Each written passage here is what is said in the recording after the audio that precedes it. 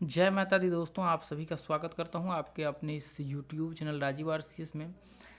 आज का वीडियो बहुत ही ज़बरदस्त होने वाला है। देखिए, ये सवाल जो है ना, मुझे कई बार पूछा जा चुका है कि 1 लाख रुपए लगा करके इंट्राडे में दिन का हम लोग कितना रुपए जो है कमा सकते हैं।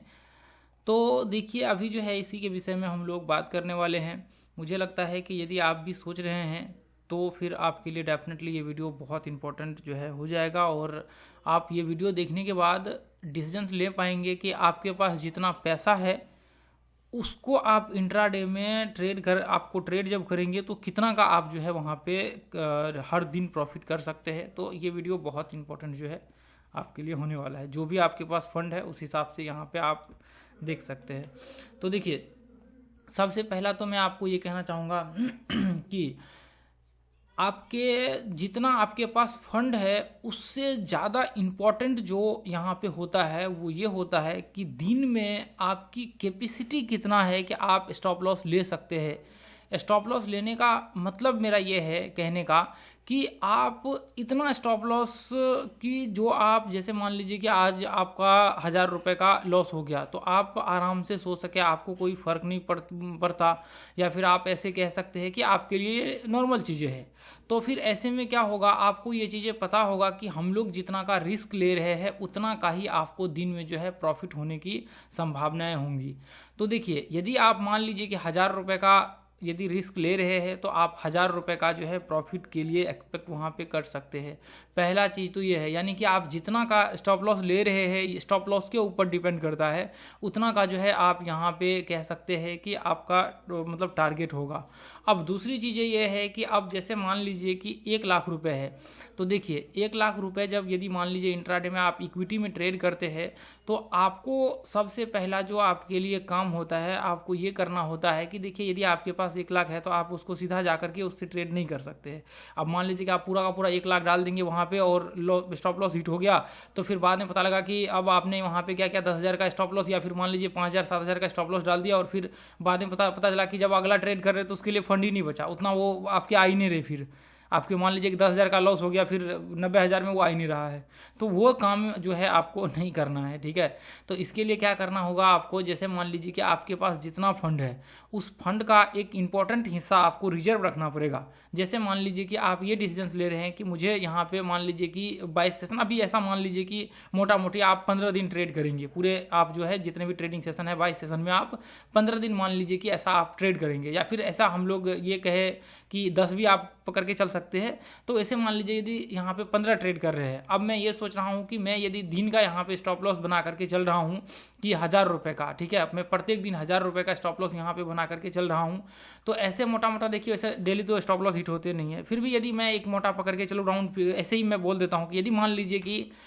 15 दिन स्टॉप लॉस हिट हो गए, ठीक है, मान लीजिए 15 के 15 दिन, तो कितना लॉस होगा, 15,000 का लॉस होगा। ठीक है, अब देखिए, आपको ये सोचना पड़ेगा कि जो आपने 1 लाख फंड है अभी इसमें से आपको इतना रिजर्व रखना पड़ेगा कि यदि आपके 15,000 का यहाँ पे जो है नुकसान हो जाता है पूरे महीने में, या फिर मान लीजिए 10,000 का ही नुकसान हो जाता है, या फिर 5,000 का जितना का नुकसान होता है, आप वापस उसमें से जो आपके पास फंड जितना आपने लगाया उसमें ऐड कर सके। जैसे मान लीजिए कि यदि आप 1 लाख से ट्रेड कर रहे हैं तो आपको रिजर्व में रखना पड़ेगा, या तो फिर आपके पास 1 लाख रुपये है तो इसको कम करना पड़ेगा।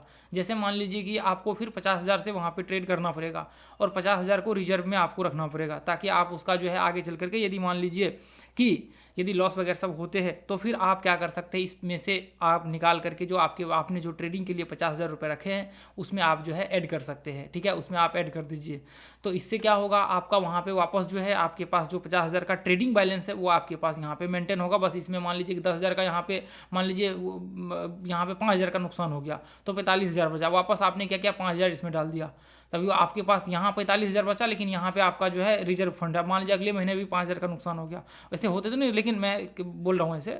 ठीक है, तो अभी देखिए वापस आपने 5,000 इसमें डाल दिया, फिर 50,000 का रिजर्व इधर हो गया, लेकिन यहाँ पे 40,000 का बैलेंस यहाँ पे बचा हुआ है, तो आपके पास एक रिजर्व। अब मान लीजिए कि जो यहाँ पे प्रॉफिट हुए, अब जो प्रॉफिट हुए यहाँ पे मान लीजिए 5,000 का प्रॉफिट हुआ, आपने क्या किया वापस इसमें ऐड कर दिया, फिर आपके वो 50 के 55 हो गया, और फिर यहाँ पे आपके बैलेंस बचे हुए हैं। फिर आपने मान लीजिए कि आगे 5,000 का प्रॉफिट हुआ, फिर आपने 55 का 60 यहाँ पे हो गया। अब आगे चल करके आपको ऐसा लगता है कि मैं यहाँ पे और ज़्यादा इंक्रीज करना चाहता हूँ, यदि मान लीजिए 1000 रुपये की जगह पे मैं 2000 का दिन का स्टॉप लॉस या फिर 1500 का स्टॉप लॉस रखना चाहता हूँ, तो फिर आप क्या करिए वहाँ पे दिन का 1500 के स्टॉप लॉस। अब फिर यहाँ से क्या करिए, फिर आप यहाँ पे जो है जो फंड है यहाँ पे आपका मान लीजिए कि इतना आप फंड कर लीजिए ये इसमें। अब मान लीजिए कि यहाँ पे आपने मान लीजिए 80,000 का फंड एक साइड कर लिया, ठीक है, इधर आपने 80,000 जो है रख लिया। अब आपके पास यहाँ भी 50,000 का रिजर्व बैलेंस है जो आप मतलब ट्रेड करने के लिए रखा है आपने। अब दिन का स्टॉप लॉस आपने 1500 का कर दिया। अब दिन का स्टॉप लॉस 1500 का करेंगे तो यहाँ भी आपको बढ़ाना पड़ेगा। अब यहाँ पे आपने क्या किया, इसमें से जो 50,000 का आपका रिजर्व है वो आपने इधर रहने दिया और 30,000 का इधर कर दिया, यानी कि 80,000 इधर हो गया और 50,000 इधर बच गया आपका, ठीक है। तो अभी क्या हो गया, अब ये इस फंड से आपने ट्रेड करना स्टार्ट कर दिया। अब यहाँ पे आपके दिन के 1500 के स्टॉप लॉस हो गए।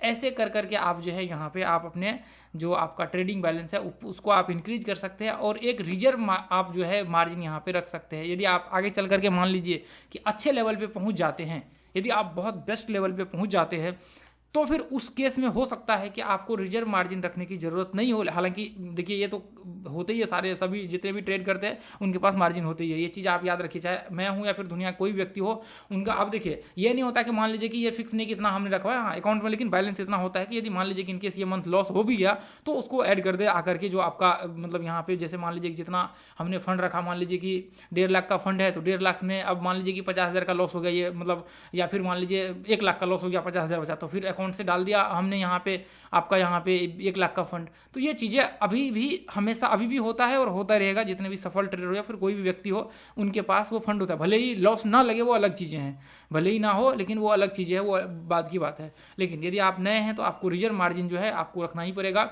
जितना आपके पास फंड है उसका आप 30, 40, 50% तक जो है रिजर्व मार्जिन रखिए।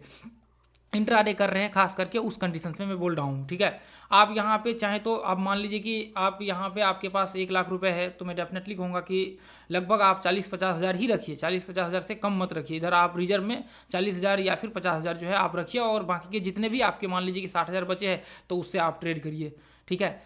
इससे आप ट्रेड करिए और इससे आप देखिए क्या चीज़ें हो रही है, क्या आपकी यहाँ पे मान लीजिए कि यदि आप चाहें तो स्टॉप लॉस को और भी कम कर सकते हैं। यहाँ पे 700 रुपये का स्टॉप लॉस दिन का रख सकते हैं कमाने के लिए। तो देखिए यहाँ पे बड़े लंबे भी हो सकते हैं, यहाँ पे यदि आप ऑप्शंस में कर देंगे तो फिर तो कोई मतलब ही नहीं है, फिर 5,000 का भी चल जाएगा दिन का, फिर वो कोई वो नहीं होगा। हाँ, लेकिन जितना आप कम रखेंगे स्टार्टिंग दौर में उतना ही ज़्यादा आपका बेहतर होगा आपके लिए। और आप यहाँ पे एक चीज़ कर सकते हैं वो ये है कि आप यहाँ पे ये चीज़ें एक्सपीरियंस कर सकते हैं कि आपका ट्रेड कहाँ पे सही हो रहा है, कहाँ पे गलत हो रहा है, क्या आप वहाँ पे मतलब प्रॉब्लम्स आपके साथ क्रिएट हो रही है। तो वो चीज़ें यदि आप आइडेंटिफाई कर लेते हैं फिर आराम से आप जो है वहाँ पे वो चीज़ें बाद में वो कर सकते हैं, ठीक है, उसको फिक्स कर सकते हैं।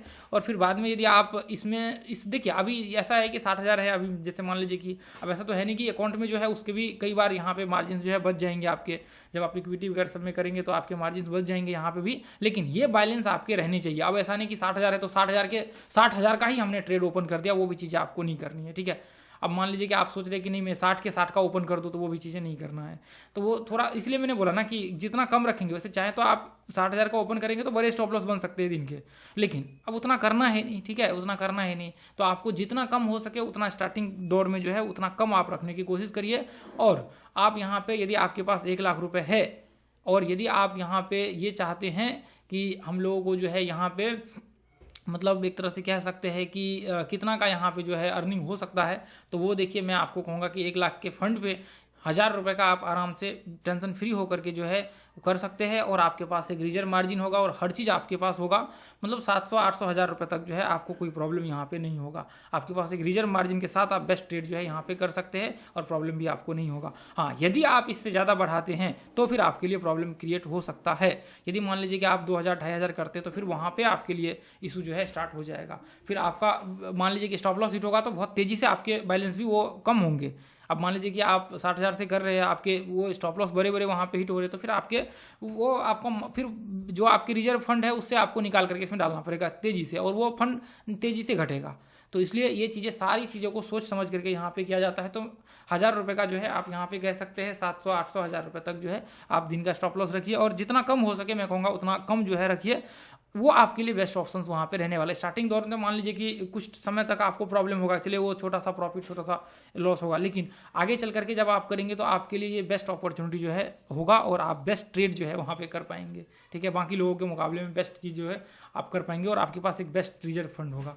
चलिए, तो फंड का ऐसा कर लीजिए, यहाँ पे 40% मार्जिन जो है आप रखिए, मतलब 40% आप जो है रिजर्व फंड में रखिए, अपने पास जो है रिजर्व रखिए, ताकि इनकेस लॉस होता है तो हम लोग उसमें डाल सकें, और बाकी का जो फंड है उसका आप इस्तेमाल करिए ट्रेडिंग करने के लिए। और ऐसा नहीं कि जितना फंड है उसका 100% हमने डाल दिया, ऐसा भी नहीं करना है। ठीक है, चलिए, तो आज के लिए इतना ही रहने देंगे दोस्तों। और यदि आप अपना जो है प्राइस एक्शन का क्लास करना चाहते हैं तो हम लोग एक एक चीज़ों को, एंट्री, स्टॉप लॉस, टारगेट, हर चीज़ों को बारीकी से एनालिसिस करते हैं। 1 महीने की क्लास वगैरह सब होता है, और ये क्लास दोस्तों प्राइसलेस क्लास है। ऐसा कंटेंट यदि आप कहीं जाएंगे ना तो 1 लाख 1.5 लाख रुपए में भी यदि किसी ने आपको सिखा दिया तो आप समझ लीजिए कि भाग्यशाली व्यक्ति हैं। ये पावरफुल कंटेंट है, ये कहीं नहीं आपको मिल सकता है ये चीज़ें, ये सिर्फ आपके क्लास में ही ये कंटेंट मिलेंगे। ठीक है, चलिए, तो आज के लिए इतना ही रहने देंगे, फिर मिलेंगे अगले वीडियो में। थैंक यू सो मच दोस्तों, जय हिंद, जय भारत, जय माता दी।